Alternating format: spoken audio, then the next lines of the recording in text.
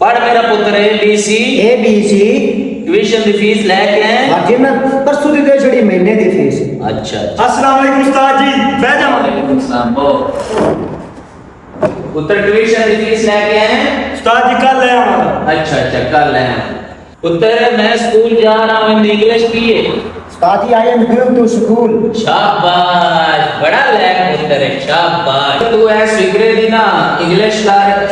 मैं गया बाहर, मैं जामनू लैन गया तो मैं जामनू के बूटे ते चढ़ गया तो उतू मैं डिग्गा तो मेरी गांडे सट लग गई। मैनू लैके हस्पताल वाले ने जवाब क्या दिता तो उन्हें आखिर नूं लाहौर लै गए। जदों मैनू लाहौर लै गए उन्हें आखिर तो बूटे पे लोग ने इंग्लिश कर।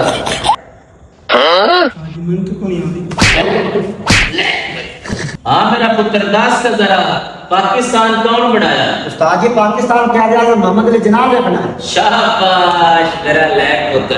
हाँ भाई हुण तू दस है पाकिस्तान 1947 कणक का की रेट है?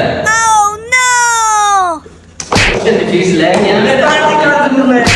हाँ मेरा पुत्र 10 2 जमा 2 किन्ने हुंदे ने? उस्ताद जी 4। शाबाश मेरा लैक पुत्र। जान दसो कि 5 मजदूर एक घर नु 10 दिनां च मुकम्मल करदे ने ते 10 सीमेंट दी बोरी दा की रेट है? मेरा तो ख्याल है कि 3-4 चलने ही नहीं।